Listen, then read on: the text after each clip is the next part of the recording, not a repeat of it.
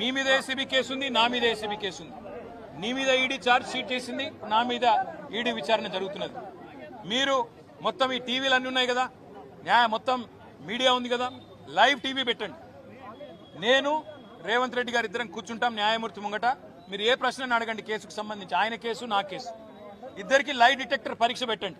అట్లా పెడితే ఏమైతుంది సారు, మీరే చెప్పుండ్రి. మొత్తం రాష్ట్ర ప్రజలందరూ చూస్తుండగా ఒక 50 లక్షలు 20 లక్షల రూపాయలు ఒడిసిపోతుంది. లేకపోతే ఈ 10 కోట్ల రూపాయలతోని అనవసరంగా ప్రజాధనం దుర్వినియోగం అయ్యే విధంగా, ఇంతమంది ఉన్నతాధికారుల టైం వేస్ట్ అయ్యే విధంగా, ఇంతమంది మీడియా సంస్థల టైం వేస్ట్ అయ్యే విధంగా ఈ కక్ష సాధింపు విచారణ మంచిది కాదు. అయ్యా, ఓటుకు నోటు కేసు కూడా అప్పట్లో రేవంతాల్ గారి భాగవతము ఇట్లనే నడిచింది. ఇప్పుడు ఈ ఫార్ములా భాగవతం ఇట్లా బయటకు వచ్చి ఇంత పరిశాన అవుతుంది. విచారణ పేరుతోని కోటాను కోట్ల ప్రజాధనం వృధా చేస్తుండు అని ఈయనే అనుడు. ఈ ఫార్ములా రేసు కేసులో 55 కోట్లు కేటీఆర్ సారు ఆగం చేసిండు అని రేవంతాల్ సార్ అనుడు. అసలు ప్రజలకేమన్నా ఫాయిదా ఉందా?